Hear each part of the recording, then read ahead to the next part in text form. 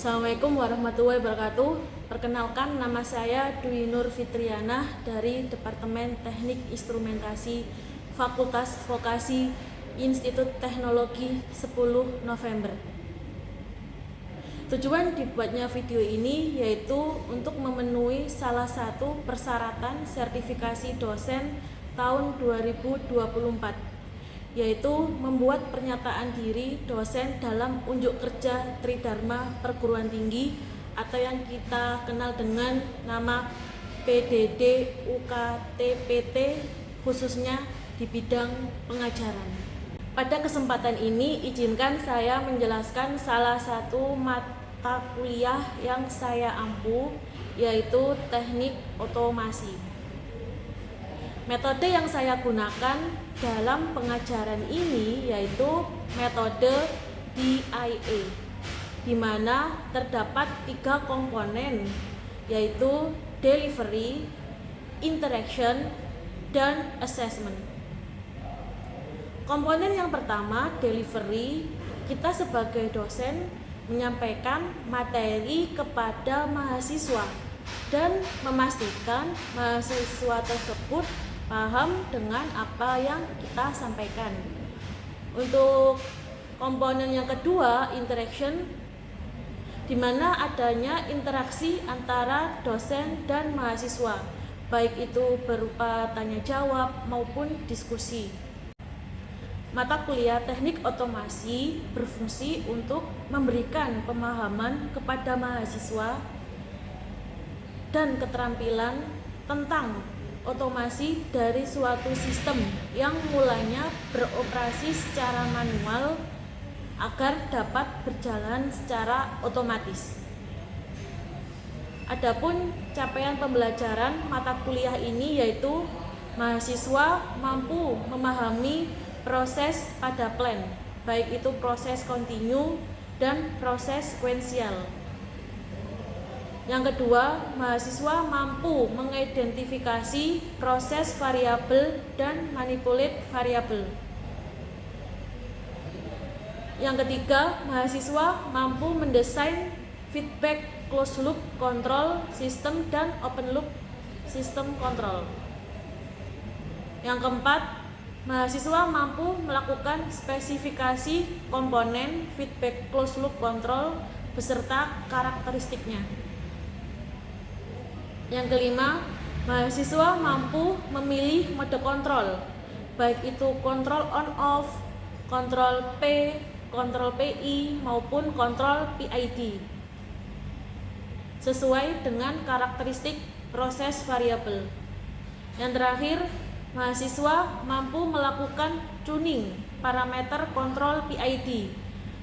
Mahasiswa mampu mencari KP atau gain, TI, time integral, dan TD, time derivatif, untuk mendapatkan respon dinamik plan yang stabil. Adapun pokok bahasan atau bahan kajian pada mata kuliah ini yaitu konsep dasar manual sistem dan automatic system. Proses pada plan di industri ada proses kontinu, sekuensial, proses variabel maupun manipulate variabel. Selanjutnya ada konsep dasar sistem pengendalian otomatik dengan umpan balik atau yang kita kenal dengan feedback closed loop control system. Selanjutnya pokok bahasanya ada pemilihan komponen-komponen sistem pengendalian umpan balik berdasarkan karakteristik dinamik proses variabel.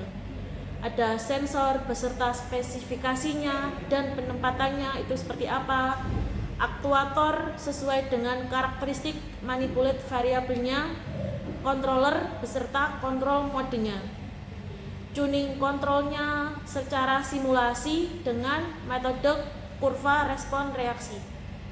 Kemudian yang terakhir pokok bahasannya ada analisa respon dinamik sistem pengendalian dengan umpan balik. Untuk pustaka yang saya gunakan salah satunya yaitu buku Basic and Regulatory Control System Design and Application oleh Harold Elwood. Pada mata kuliah ini, mata kuliah syaratnya yaitu dasar sistem instrumentasi, dinamika sistem, teknik pengukuran, dan teknik kalibrasi. Pada setiap minggunya, untuk minggu pertama dan minggu kedua itu mahasiswa mampu menjelaskan fungsi komponen sistem, pengendalian otomatis. Untuk minggu ketiga dan keempat, mahasiswa mampu menurunkan model sistem dinamik. Untuk minggu kelimanya kita adanya assessment berupa kuis. Untuk minggu ke-6 dan 7, mahasiswa mampu memilih instrumen untuk otomasi proses sesuai standar. 6 dan 7. Untuk minggu ke-8 yaitu evaluasi tengah semester. Selain itu, sebelum evaluasi tengah semester terdapat praktikum untuk mata kuliah ini. Setelah ETS, nanti di minggu ke-9, 10, dan 11 mahasiswa akan diajari kontrol PID dan kombinasinya, dan kontrol fuzzy logic, dimana kontrol PID itu bisa dikombinasikan dengan PID fuzzy maupun PID yang lain. Untuk minggu ke-12 kita akan adakan assessment berupa kuis. Untuk minggu ke-13, 14, dan 15 mahasiswa mampu merealisasikan sistem pengendali PID dengan beberapa metode seperti Ziegler dan lainnya, dan mampu menerapkan kontrol PID dan fuzzy dalam studi kasus hardware. Untuk komponen asesmennya ada 5 yang diakses untuk mata kuliah ini. Yang pertama tugas, kuis, ETS, EAS, dan praktikum. Jadi untuk praktikumnya ini dilakukan sebelum dan setelah ETS. Untuk proses pembelajaran pada mata kuliah teknik otomasi ini dapat dilihat pada video berikut, baik itu secara sinkron maupun asinkron. Kita sudah membahas tentang fuzzy kan? Fuzzy itu apa? Fuzzy logic. Ya, silakan Azizul. Fuzzy logic itu apa sih? Ya Bu, logika fuzzy itu suatu cara yang tepat untuk memetakan suatu ruang input ke dalam suatu ruang output Bu. Contohnya di mana? Logika fuzzy diterapkan di mana? Misal kan input dan juga output, di mana untuk input itu berisi dari persediaan barang, misal hari Minggu. Nah itu di akhir minggu itu persediaan yang terisi itu berapa. Kemudian untuk outputnya sendiri itu produksi barang untuk esok harinya Bu. Jadi logika fuzzy ya, logika fuzzy itu selain bisa digunakan untuk prediksi kira-kira inputnya itu persediaan barang, outputnya itu berapa barang yang diproduksi itu kan. Logika fuzzy juga bisa digunakan untuk metode kontrol kan, PID, terus fuzzy MN atau ARFIS atau Artificial Neural Fuzzy Input System, terus fuzzy dengan metode optimasi. Metode optimasi itu contohnya fuzzy PSO atau Particle Swarm Optimization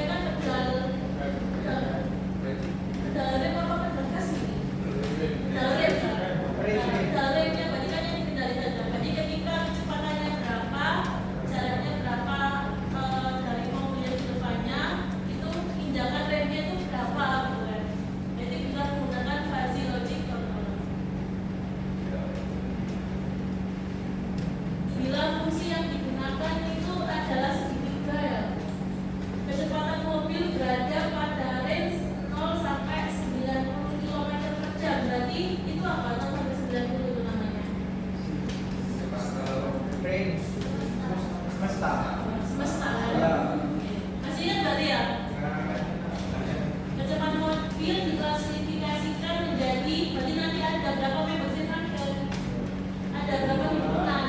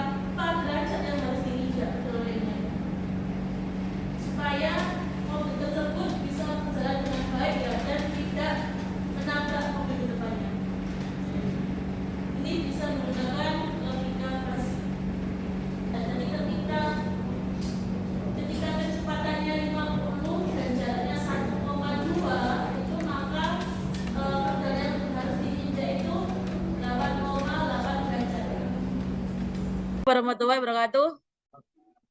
Waalaikumsalam warahmatullahi wabarakatuh. Oke, pada kesempatan hari ini, pada pertemuan hari ini kita akan mereview sedikit terkait materi PID, di mana kemarin kan sudah dijelaskan kan, PID itu untuk mentuning KP, KI, KD itu kan dapat menggunakan closed loop atau open loop kan. Kalau open loop kemarin itu bisa menggunakan metode Ziegler, Cohen-Kuhn maupun IAE. Kemudian nanti teman-teman tugas yang kemarin tuning kontrol PID bisa dijelaskan gitu ya, perwakilan dari teman-teman untuk menjelaskan bagaimana cara mentuning kontrol PID menggunakan open loop test ya kan. Jadi teman-teman mencari K, time constant sama detem, kemudian dimasuk rumus ini. Jika pakai Ziegler itu menggunakan rumus ini, kalau Cohen-Kuhn pakai yang ini, kelihatan nggak share screen-nya? Kelihatan ya. Kalau IAE menggunakan ini, kalau kontrol P berarti mencari K aja kan, berarti time constant per KP kali detem. Kalau PI berarti nyari K sama TI. Nah, untuk KI sendiri itu berarti KP per TI. Kalau KD berarti KP kali KD ya. Untuk time constant sendiri itu berarti teman-teman untuk mencarinya berarti K itu delta PV per delta MV. Terus untuk mencari time constant sama DTEM itu bisa dicari menggunakan FOPDT ya kan. Dari menggunakan metode identifikasi FOPDT atau first order plus date system. Jadi teman-teman kalau sudah ketemu K, time constant sama DTEM nanti dimasukkan ke rumus ini KE pangkat min theta S per TS plus 1. Ya, kalau sudah nanti dimasukkan ke Simulink ya, ke Simulink MATLAB. Nanti dilihat dulu respon dinamiknya seperti apa. Terus habis itu dikasih kontrol P, PI atau PID. Kira-kira pakai kontrol apa yang cocok untuk sistem tersebut. Kalau ini teman-teman bisa menggunakan metode Smith Ziegler, berarti kalau Ziegler berarti 0 sampai yang merah ini DTEM ya. Terus habis itu ini sampai sini time constant. Kalau Smith berarti untuk mencari time constant itu jika keluarannya outputnya itu 28,3%, itu berarti T1. Terus jika outputnya itu 63,2%, itu berarti T2. Jadi untuk mencari time constant 3/2 T2 min T1, untuk mencari DTEM berarti T2 min time constant. Nah, ini sumbu Y-nya ini keluaran, yang sumbu X-nya T-nya ya, fungsi T. Terus habis itu ada Sundaresan. Kalau Sundaresan itu kurang lebih sama seperti Smith. Bedanya kalau di Sundaresan ini T1-nya itu 35,3%, kalau T2-nya itu 85,3%. Oke, kalau sudah ketemu, kalau di jurnal teman-teman tugas yang kemarin kan nyari di jurnal kan, jadi cuma nyari K, time constant sama DTEM aja di jurnal. Terus habis itu kalau sudah ketemu dimasukkan ke Simulink MATLAB ya teman-teman ya, dimasukkan ke Simulink MATLAB. Nah, respon dinamiknya untuk sampai sini apakah ada pertanyaan dulu? Belum ada? Oke, belum ada ya. Untuk sinyal uji responnya sendiri itu, jadi nanti teman-teman menganalisa ini juga maksimum overshoot ya kan. Jadi maksimum overshoot berarti nilai ini dari set point ke sini, ini maksimum overshoot. Berarti untuk mencari maksimum overshoot ini berarti ini nilainya berapa ya? Nilainya berapa dari 1 ke sini, nilainya berapa, 1, berapa dikurangi set point dibagi set point kali 100%. Kalau peak time berarti waktu saat puncak, berarti di sini. Kalau delay time berarti respon tersebut setelah mencapai setengah dari set point. Berarti ketika 0,5 ini waktunya berapa? Habis itu nanti rise time-nya, berarti kan ini kan waktu mencapai set point pertama kali kan di sini. Terus untuk settling time berarti ketika respon tersebut mencapai steady state kan. Di sini errornya 2 sampai 5% atau 0,02 sampai 0,05%. Terus error steady state atau ES-nya nanti cari, untuk mencarinya kurang lebih sama seperti maximum overshoot. Berarti nanti berapa persen gitu, di antara range 2 sampai 5%-an. Oke.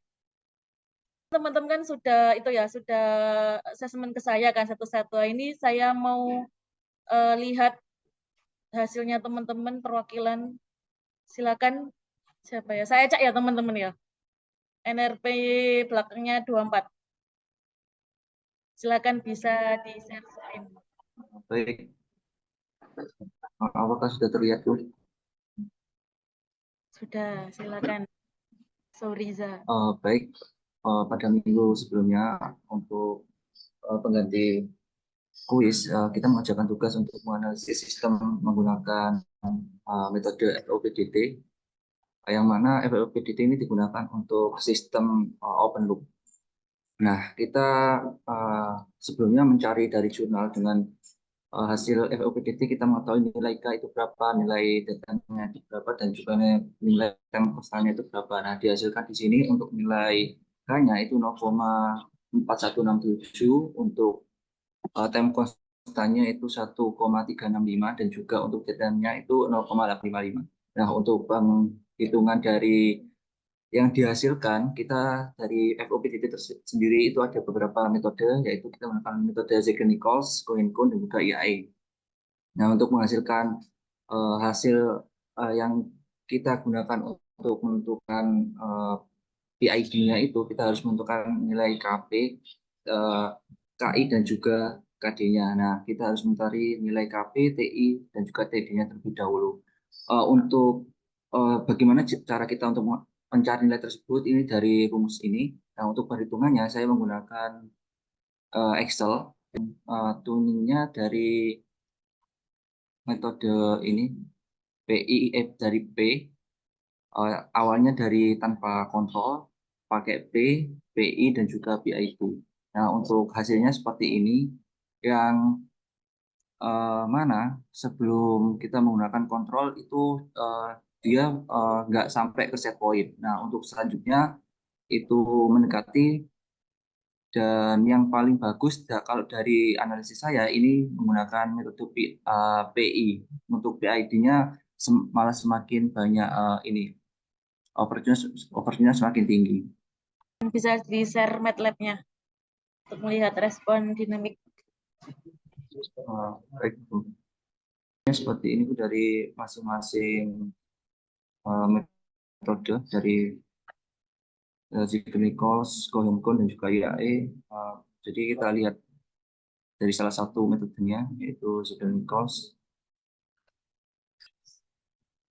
Nah, untuk hasil respon dinamiknya seperti tampil pada gambar Bu. Untuk garis warna kuning ini menandakan tanpa kontrol, untuk garis warna biru kontrol pakai proporsional, dan untuk garis warna merah ini untuk kontrol PI, dan garis warna hijau untuk PID.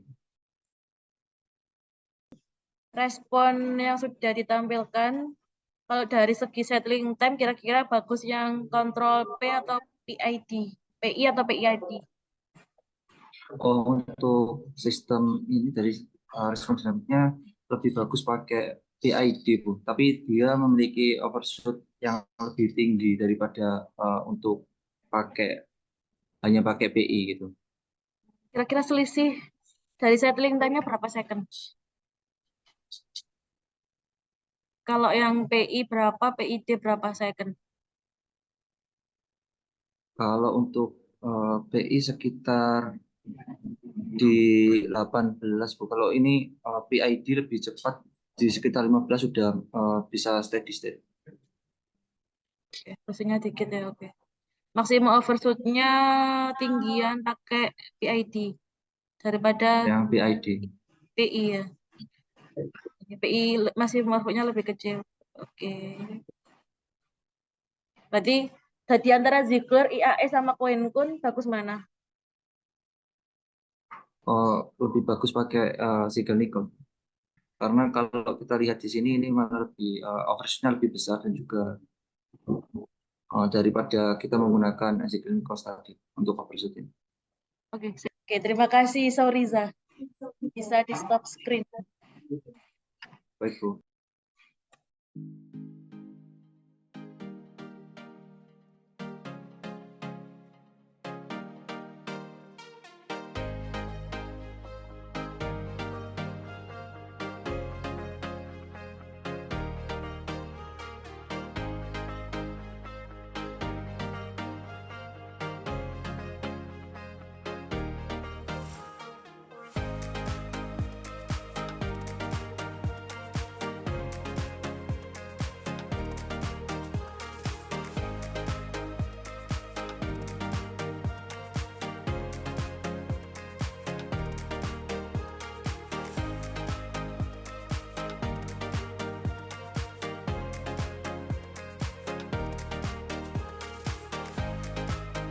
Demikian video PDD UKT PT dari saya, kurang lebihnya mohon maaf.